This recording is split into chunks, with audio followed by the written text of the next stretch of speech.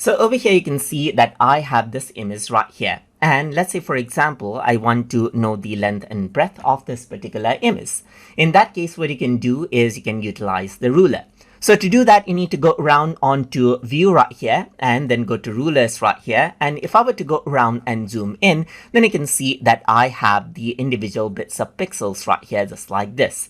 So if I want to go ahead and let's say, for example, change out the, the measurement unit of this particular ruler, then all I need to do is right click right here. Right now it's in pixels, as you can see right here, but I can go ahead and change it out into inches right here as well. And now the ruler changes out into inches.